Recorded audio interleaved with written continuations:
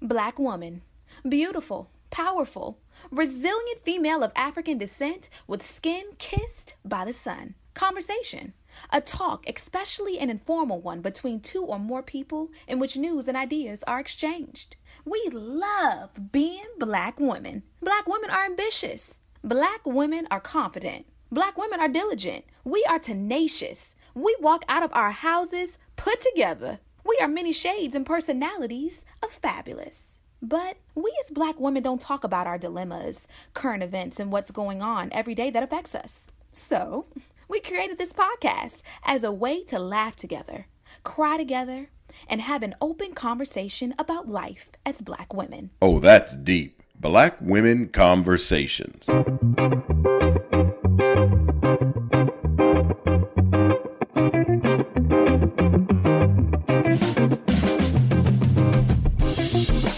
Hey, Nicole. Hey, Janine. How's your week been?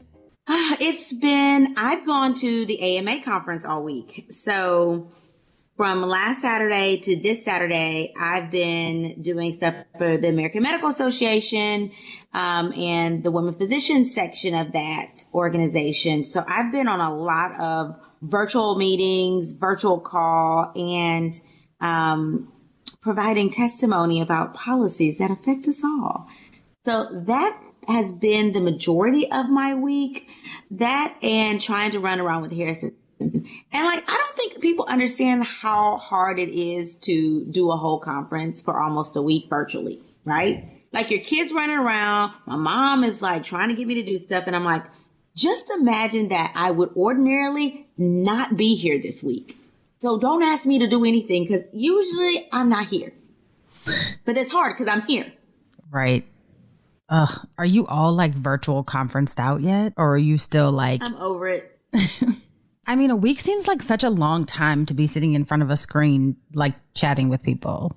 Oh my God. We these conferences meet from like 9 a.m. to 6 p.m. It's ridiculous. And there's like no bathroom breaks in there. Like you just have to sort of mute yourself, turn your camera off, get up, go to the bathroom, and then come back down and finish whatever you were looking at and try to figure out where they are on the schedule.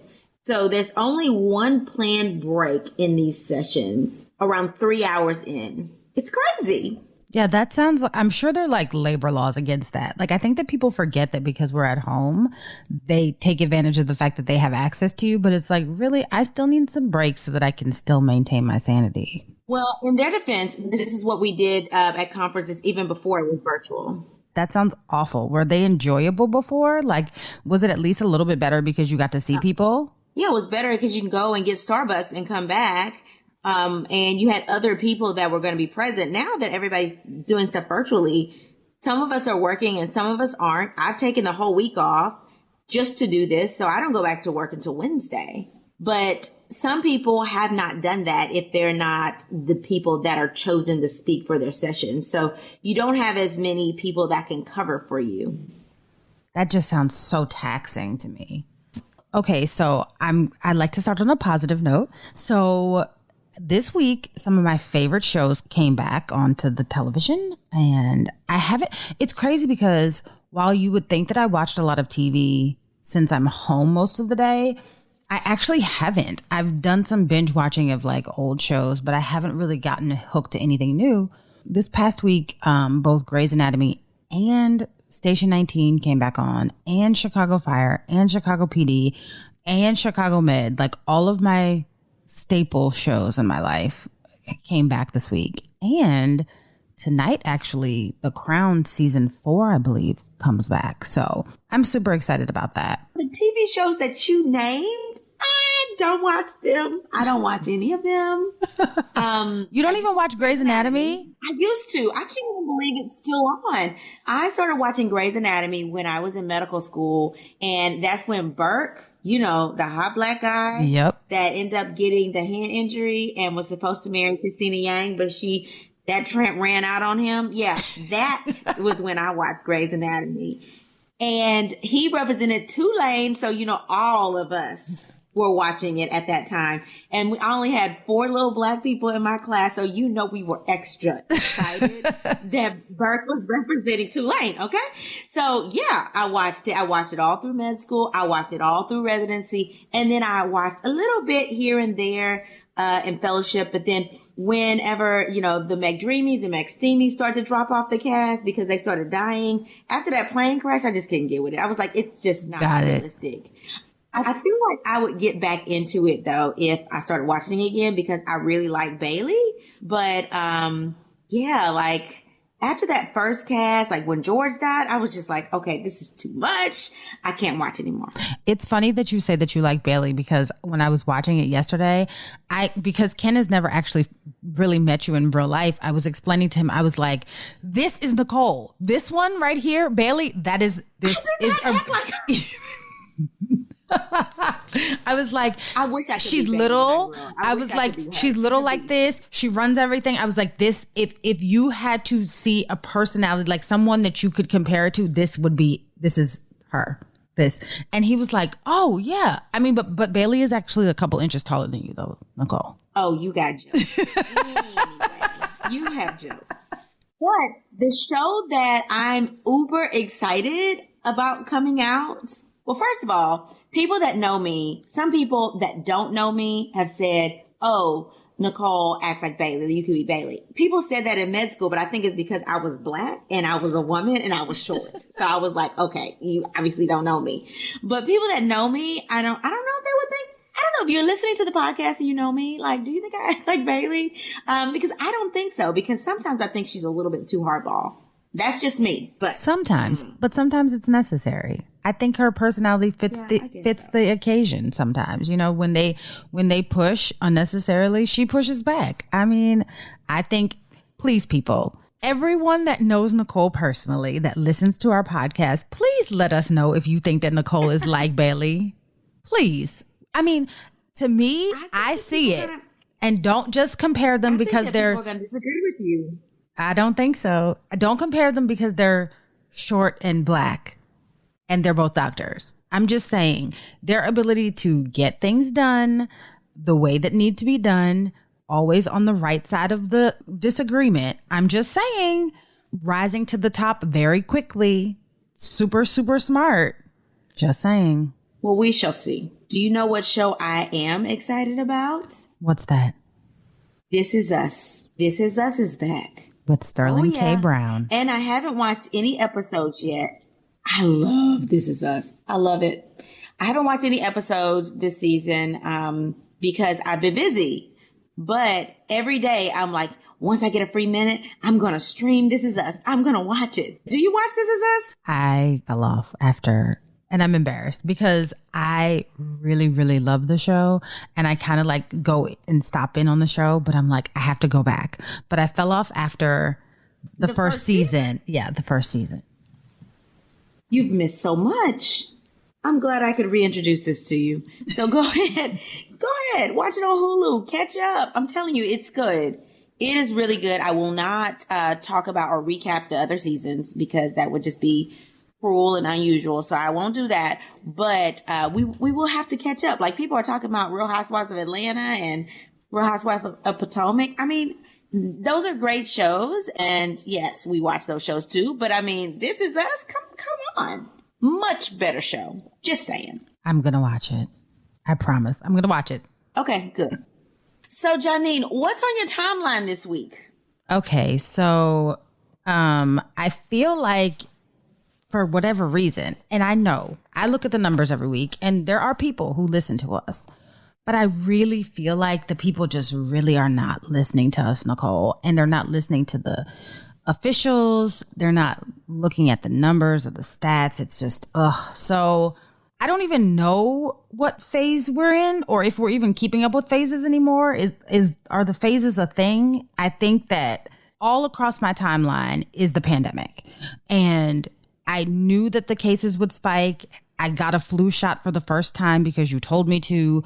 I felt prepared for this. But at the same time, I did not expect it to take such a nosedive so quickly, in July, August, September, seemingly October, we obviously had a steady rise of cases, but it wasn't so seemingly fatal in those months.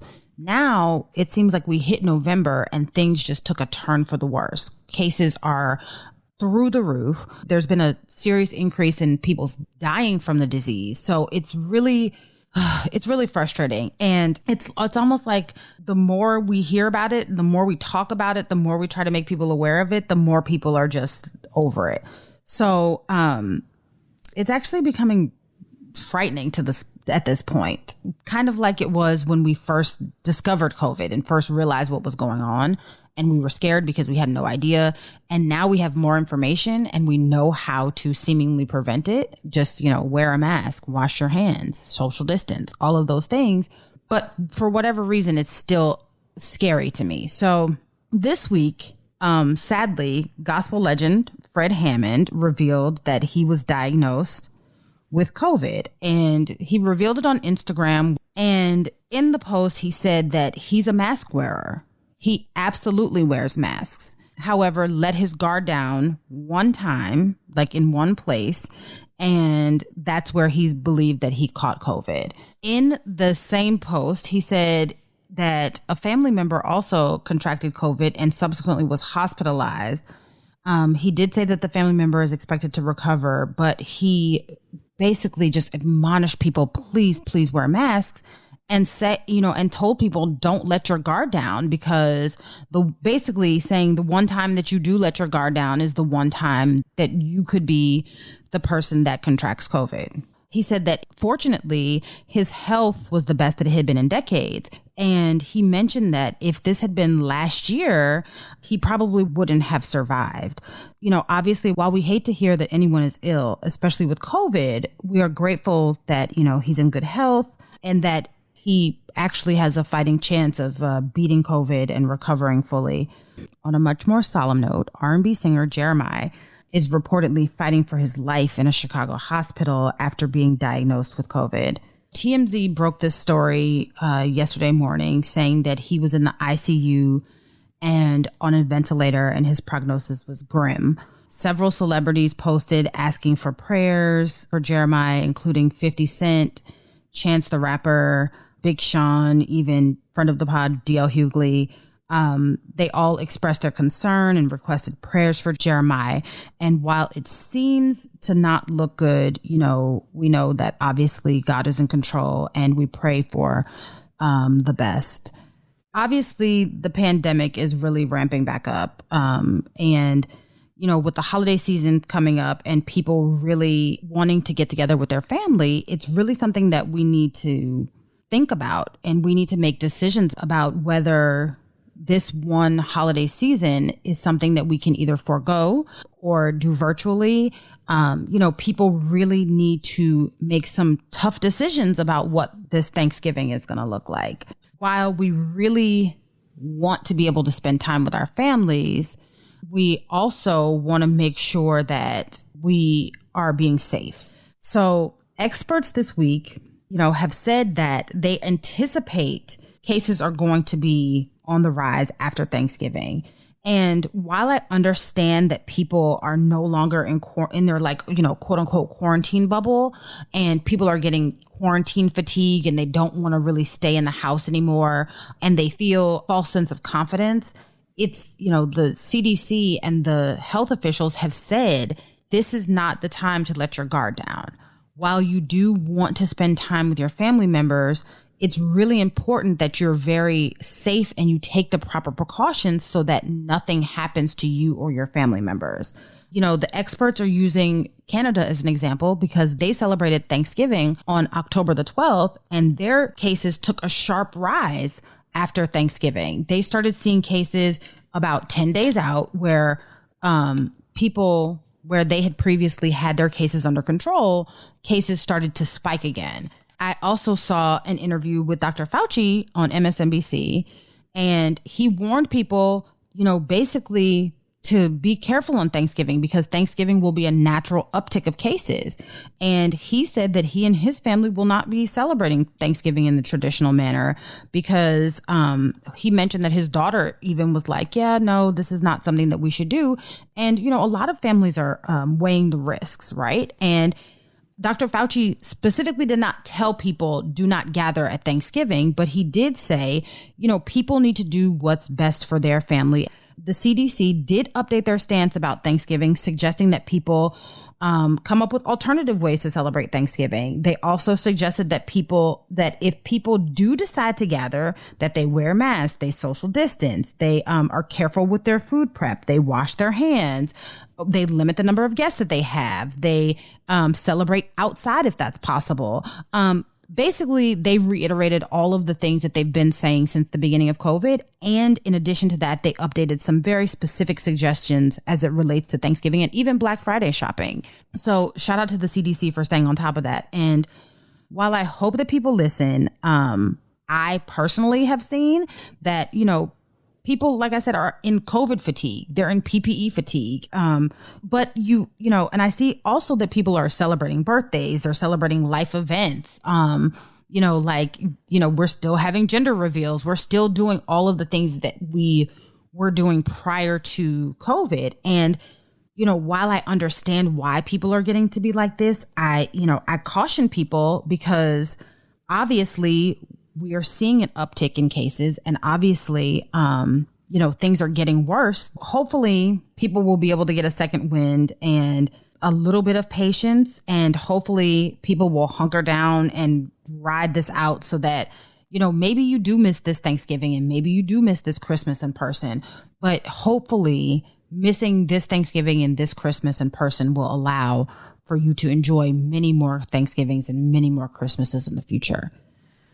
That is what I've been seeing on social media as well.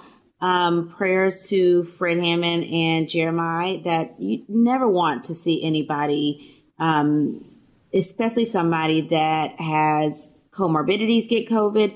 And then you never want to see somebody get COVID and be in the ICU. I mean, Jeremiah is 33? He's young.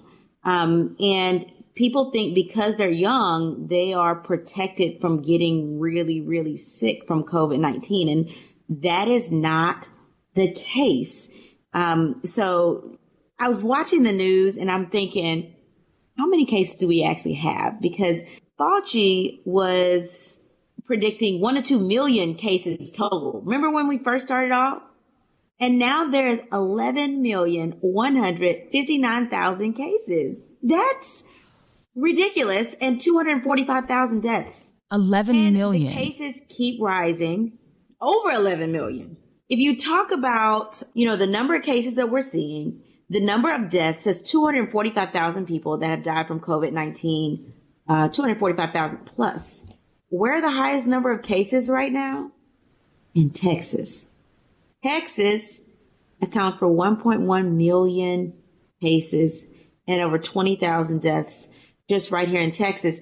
And I thought it was astonishing because you would think New York would have the highest number of cases, but they're actually fourth on the list behind Florida and Illinois, with only 561,000 cases. But they do have the highest number of deaths with 33,000 deaths in New York. But this is just ridiculous that Texas, even with the mandatory mask that really aren't being enforced, to be frank, we still have this number of cases and deaths. I think that's unfortunate. On Friday, we had a record number of cases, 184,000 new cases in the U.S.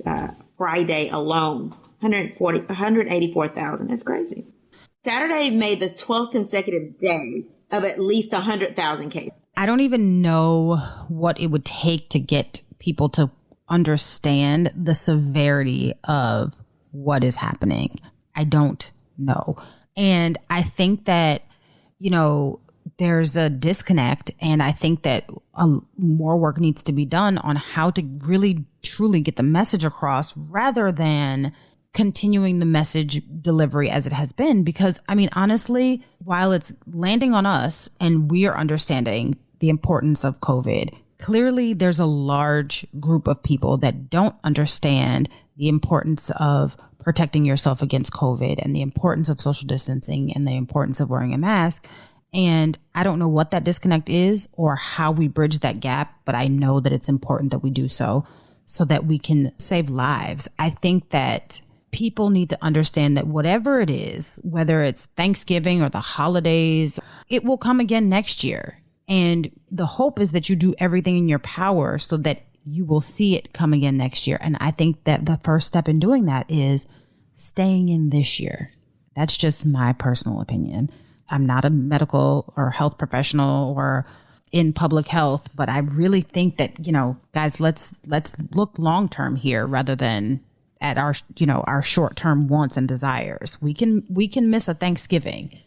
Yeah, and I get that. And you're not a medical professional, but I am. And I have a public health degree. And I tell people they need to take extreme precautions if they're not going to stay at home, because this thing is real. Now, some states, they have no choice but to stay at home, right? Like some governors have actually over the weekend said, you know what?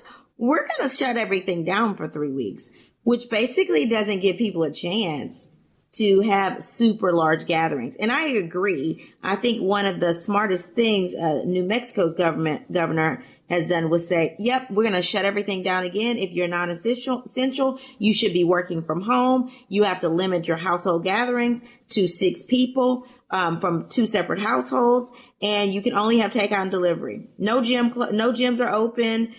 You staying at home. So states like New Mexico have started doing this. And I think that more states need to follow lead. But honestly, on a national level, we need to do something. Like it shouldn't be states creating their own will. Like, oh, we're going to do this and we're going to do this over here. That's completely different. I think it'll be great once we get some national leadership that actually believes that people can actually get sick to actually put some national mandates in place and say, hey, everyone has to wear a mask. Hey, everybody has to get tested if you're having symptoms. And hey, if you are traveling to states that have high numbers, then you need to quarantine when you get back.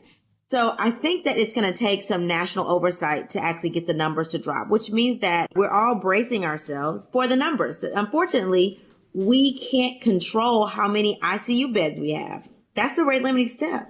When you get so many cases that you have to try to figure out who's going to be admitted and who's not, and who can struggle in a regular bed and who can't. And if the cases continue to rise, Black and brown people will suffer. People have unconscious bias. And when you have to put doctors in a position of, hey, who is going to be more likely to survive so they get the ICU bed, or who can suffer a little bit more in the hospital bed before they get the ICU bed, that just leaves people to being discriminated against. And I think that Black and brown people will suffer because of the rising cases, unfortunately. I can't even imagine what it's like to be a healthcare professional at this point, because you all took an oath, but I'm sure, and I don't know, but you can tell me, is this what you anticipated? Like, did you anticipate that you would ever be in a position where you would have to be the one that ultimately makes the decision as to whether someone is going to get an ICU bed or a ventilator or not? No, we are in America. We should not have to make those decisions. But because people are renegade out there and not wanting to wear a mask, or going to grandma's house and getting her sick, and then she goes back to the nursing home and gets the whole nursing home sick. I mean, people are being selfish. And I think that the American way is to work hard, get what you want. But honestly, the American way also allows people to be a little bit selfish. And right now is not the time to be selfish. There's way too many cases out there. There are too many people walking around asymptomatic. If you want to hang out consistently around the people that you usually hang out with, and that's it. Stop going to people's houses that you don't know. Stop going to visit people out of state that you have not talked to and you don't know who they've been exposed to. Stop doing it. And if we go and have these large family gatherings during Thanksgiving and we don't take proper precautions, we are going to suffer. Let's talk through these scenarios and let's give the people our thoughts. So this person says, hey, Nicole and Janine, This time of year has been hectic. Several of my family members have either lost their homes or have to do repairs due to the hurricane. So several of my family members have asked me to host Thanksgiving dinner this year. I am petrified that either my husband or myself will get COVID-19, and we've been very cautious. 2 of my family members have already had COVID-19. What can I do to reduce our risk? Some of my family members won't have anywhere to go this Thanksgiving because they don't have homes. So I don't want to be rude and not welcome them. What should I do? I don't even know how to respond to this because, obviously I always have the heart of accepting people that don't have anywhere to go. Normally, normally I would be the person with, if you don't have any place to go, you can just come here. And I got it naturally from, that's how my grandmother was. That's how my mom is. Like, we don't want anyone to not feel welcomed and not have a loving family atmosphere during the holidays. But this year that's different, right? And we have to be very mindful of what the risks are. We're about 2 weeks out from Thanksgiving, or a week at least. I would really suggest maybe, inviting them to Thanksgiving and having them quarantine as long as they can prior to coming to Thanksgiving. And then if you host Thanksgiving, I'm assuming because of the letter saying that there's damage because of the hurricane, that you live in a area of the country that's a little bit warmer during Thanksgiving. So along with the guidelines of the CDC, I would suggest maybe having Thanksgiving outdoors. So you limit your risk of exposure, maybe setting up Thanksgiving in a manner where you can socially distance. Maybe wear a mask. Make sure that, Thanksgiving might not be potluck style this year. Thanksgiving might have to be, catered with someone that has a safe food handling license. Maybe you do cook Thanksgiving so that you know how it's prepared, and that you're washing your hands, and that you're changing the utensils, and that you're taking all of the proper precautions. I don't really know what Thanksgiving will look like this year, but I would say that it's important because this year has been very, very hard for so many people, especially people who have lost their homes, and dealt with other compounded tragedies on top of COVID. So I would say it's important to somehow gather and be thankful for your family, right? If it's, maybe gathering virtually, I don't know. I would never say leave someone without a place to go, right? But I would say make sure that you take the proper precautions because you don't want them to get sick either. But in this scenario, I think that I probably would allow my family to come over. Ooh, Janine is so nice. She is nice. And, usually I'm nice and I love the holiday season. And so for you listening, my birthday is Christmas Day. So me and Jesus are real tight. And this holiday season is like, I already have Christmas lights outside. I put them up. Well, somebody else put them up yesterday. My mom has already started decorating the inside of the house. I started putting up the trees. So I am all about the holiday season. Yes, it is before Thanksgiving. I understand that there's a holiday between now and Christmas. I understand that. But, so I say all that because I am very much so a festive person and I'm all about family gatherings. But in this situation, if you are concerned about your safety, you don't have to host Thanksgiving. You don't have to host it. You can say no. And I know that this friend of the podcast said they don't have anywhere else to go. Well, where are they now? Where are they now? They can stay where they are. Just because they don't have anywhere to go, meaning they don't have a family gathering place for the 50 to 100 of you to go at the same time, doesn't mean they don't have anywhere to go. They can stay where they are. Even if they're staying with family that's going to travel, they can still stay in that home of that family member that's allowing them to stay and have their own little Thanksgiving dinner there. Or you guys can host a virtual Thanksgiving dinner and have nobody go to anyone else's home and everybody have their own little takeout meal over the Zoom. If you're like, I don't really know what to say, or these are my in-laws and I don't know what to do, then I would say, hey, put some mandates in place. Now, this is where you're going to have to put your big girl drawers on and really crack down, because this is about your safety and your health. This is not about being nice or being rude. So the mandate is you have to quarantine for 2 weeks, period. There's no ifs, ands, or buts. You quarantine it for 2 weeks, meaning go rack up, get your groceries, come home. Don't go to the grocery store for 2 weeks. Don't do anything for 2 weeks before you come to my house.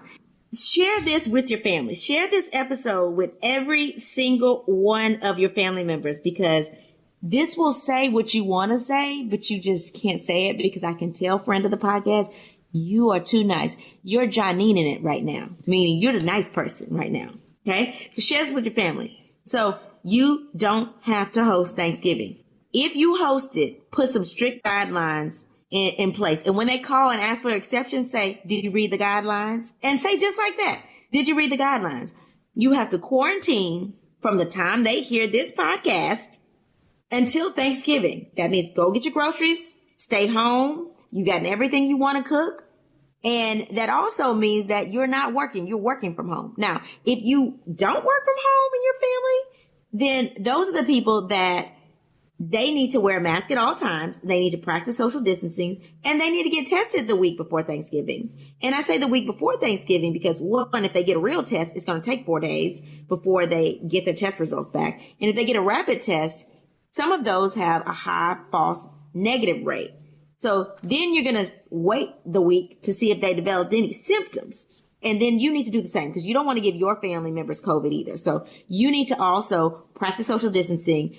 Do not, inadvertently forget to wear your mask somewhere. And that's the one time you get exposed and the one time you get COVID. Like, you need to be really diligent and wear your mask at all times and avoid going anywhere in public. If you can't do all of those guidelines we just talked about, then you need to host everything virtually. Meaning, hey girl, what you cooking? Oh, this is what I'm cooking. And hey, let's have a plate decorating competition. And this is what's on my plate, and this looks prettier than your plate. So do something like that. Do some virtual games.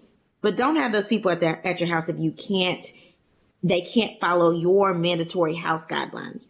And I would also say that if you have people traveling from out of state, so I don't know, friend of the podcast, where they're coming from, but if they're traveling from out of state, they probably shouldn't stay at your house. It's really hard to practice social distancing when people are bunking out on the living room sofa. Like, everybody's germs are shared. You can't wear a mask while you're sleeping. So they should probably stay in a hotel. And if they can't afford a hotel room, then they just can't come. I'm sorry. Yeah, I agree.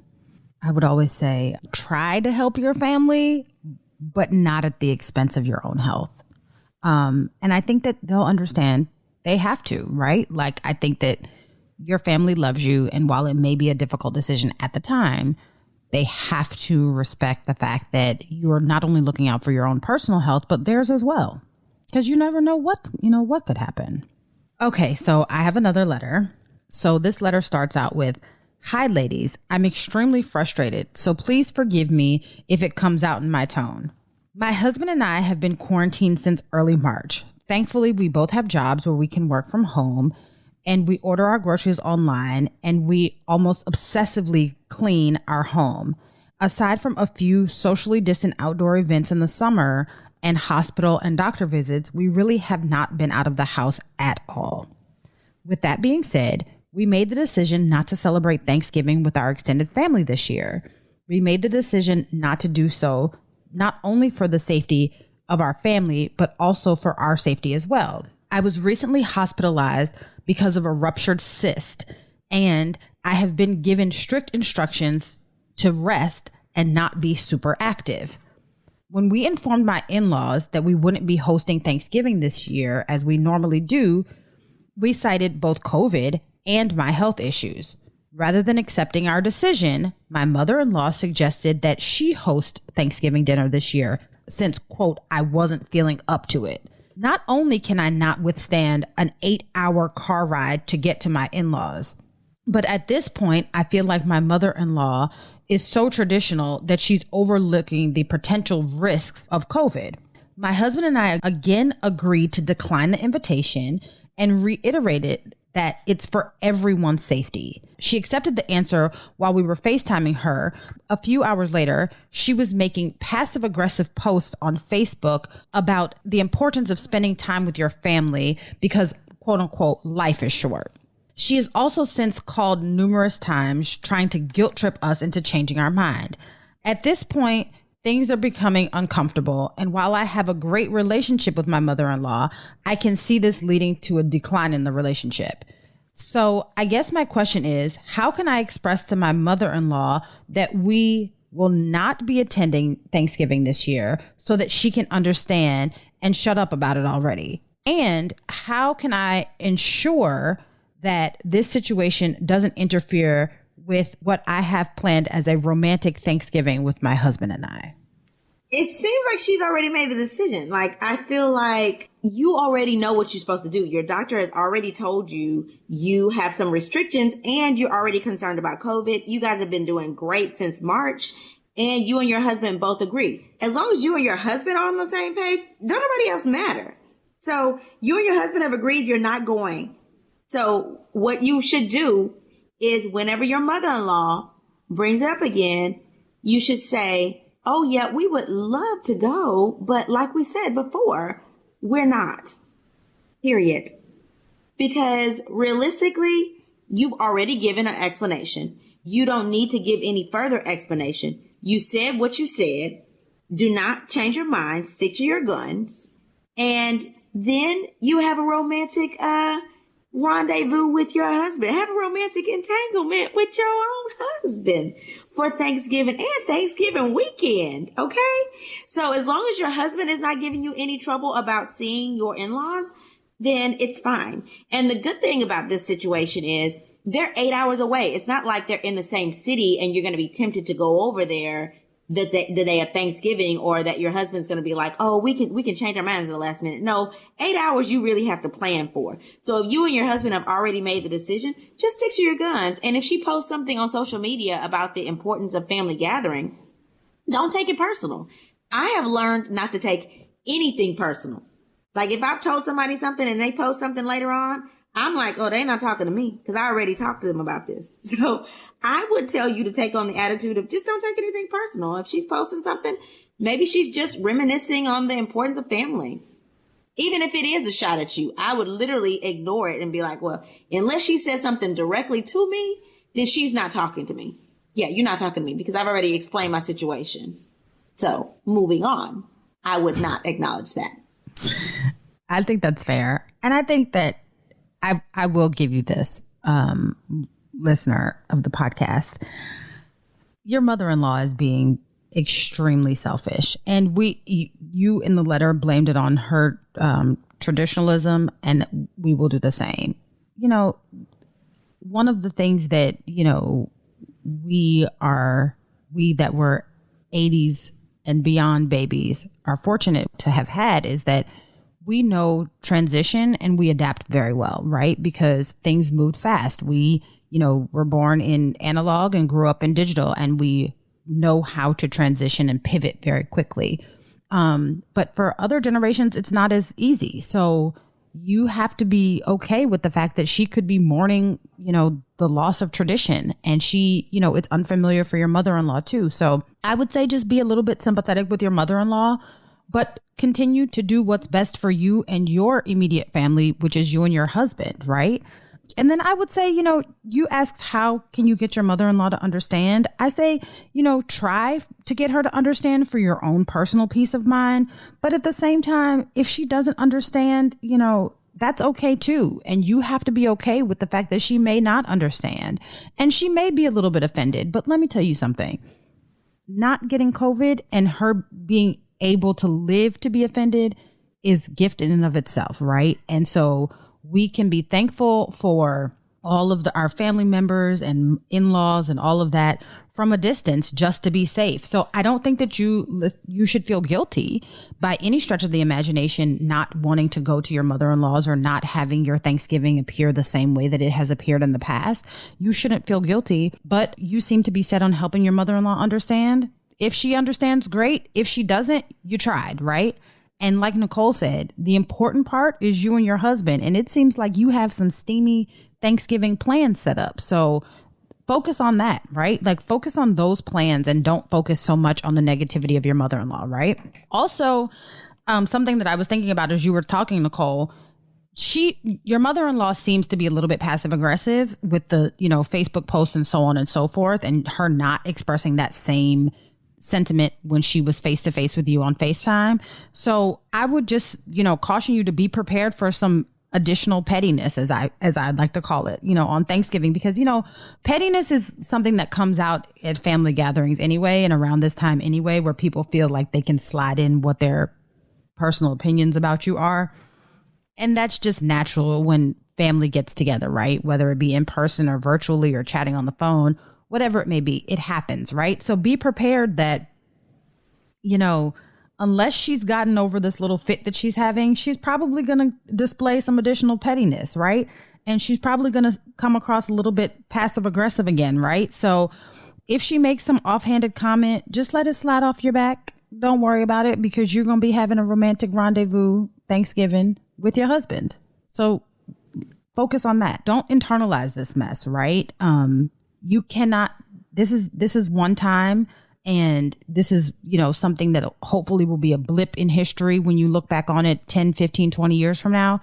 So don't focus on this, and don't allow it to interfere with the relationship that you have with your mother-in-law or the relationship that you have with your husband. So, nip it in the bud, have the conversation, be honest with how you feel, and continue on, loving your mother-in-law the way that you loved her before.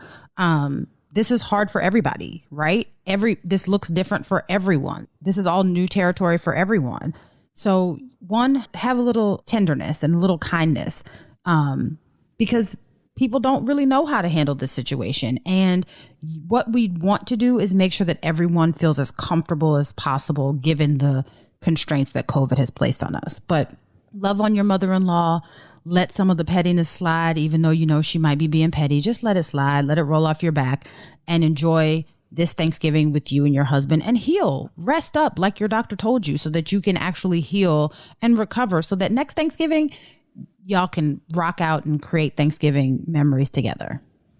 A couple of things you said, Janine, that came to my mind while you were talking. One, our friend of the podcast is trying to convince her mother-in-law, or doesn't know how to tell her mother-in-law that they're not going. When she's going to learn that they're not going?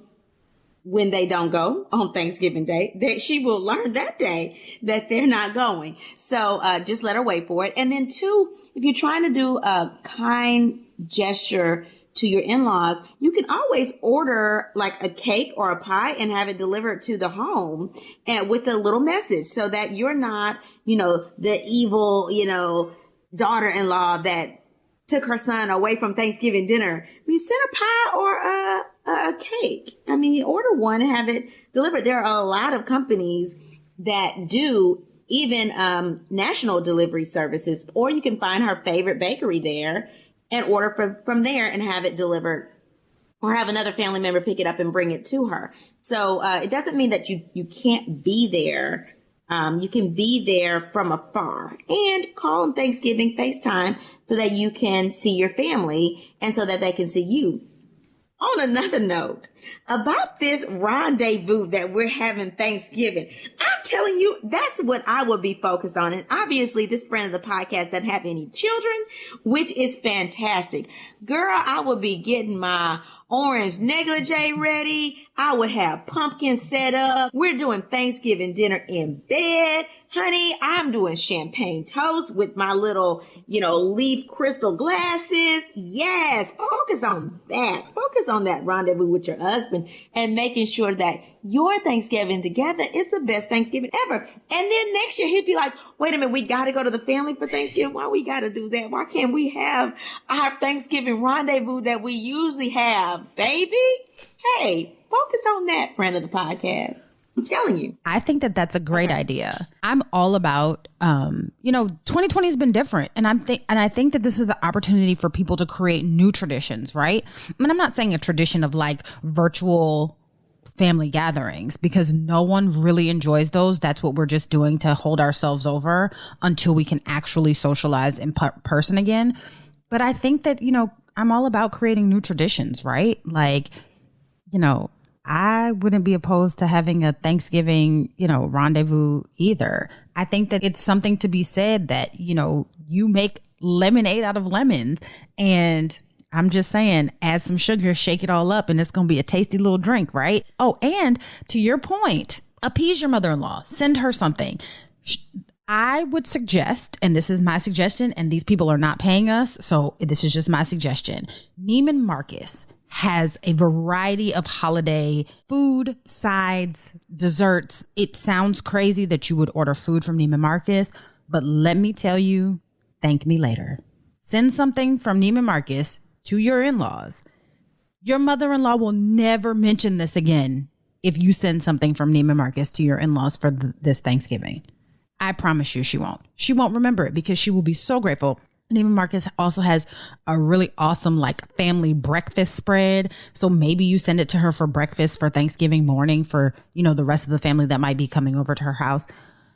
So Janine, what did you learn new this week? A couple of things, actually. So the first thing that I learned was during research for this episode, I saw that the Texas Medical Association now has a know your risk chart. It helps you visualize the risk of the activities that you would normally participate in. So it literally ranks activities from risk level 1 to risk level 9, right? And it'll tell you things like what's the risk of going to church. So a risk of going to church is 9. A risk of a riot or a protest, 9, right? Or a risk of opening a mail is 1. I think it's super helpful, especially when you're making decisions like, should I go to my family's for Thanksgiving? I will actually repost this chart on our social media so that people can see it. And hopefully it will help them make a better decision as to what they will do this holiday season. Also, I've noticed, and I've read an article about this as well, it says that because of the surging cases this holiday season and the ramp up of holiday shopping, a lot of stores, specifically grocery stores, have gone back to putting crowd control measures in place. What did you learn new this week, Nicole? I was looking at states with the strictest mandates, and a couple of things that popped up. Mississippi was the first state to lift the mandatory mask mandate, and that was done so on October 1st through November 11th. And now they are extending their state recovery act through December 11th, and meaning the state still doesn't have a mandate to wear a mask, but there are now 15 counties that do have mandatory mask mandates in place. So baby step, but they should probably make the whole state wear masks. I don't know really what's wrong, because 2 weeks after this mandate, they saw a rise in cases to almost 1,000 cases a day. Do you guys not get it? What are you doing there? So I thought that was surprising that in October, they just said, oh, we're just going to lift this mandatory state mandate. The other thing that I thought was interesting is that if you are traveling to Alaska, they don't play.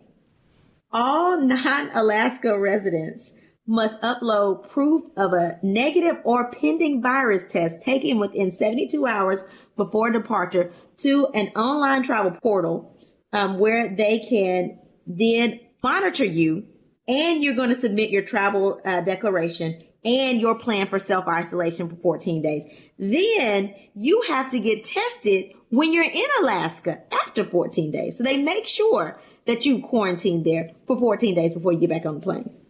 Alaska's not playing. I'm not mad at it, though. I think that it makes sense because the last thing that you want to do is be stuck in a place where you don't have access to beds or medical treatment, and you have to fly on a small private plane or just a small plane where you can't quarantine to get access to healthcare. So I think it's a smart decision that Alaska's made to make people be extra cautious. And I think that some other states should do that as well. Motivational moment? Let's do it. Tough times never last. Tough people do. So this year, you'll have to make some tough decisions. You have to decide how best to keep your family safe. Don't be timid in that decision. Voice your concerns because the decisions you make today could potentially decide who you will celebrate with and what you will celebrate with next year. Until we meet again, pray, work, slay, and show off your melanated excellence. Bye. Oh, That's Deep, Black Women Conversations is produced by Nicole Lee Plenty and Janine Brunson Johnson. Executive producer, Ken Johnson. Get the Oh, That's Deep, Black Women Conversation podcast on Apple Podcasts, Spotify, Stitcher, Google Podcasts, or where you get your podcasts. Please subscribe and rate us. You can follow Oh, That's Deep, Black Women Conversations on IG at Oh, That's Deep, BWC. Oh, That's Deep, Black Women Conversations is a Mean Old Lion media production.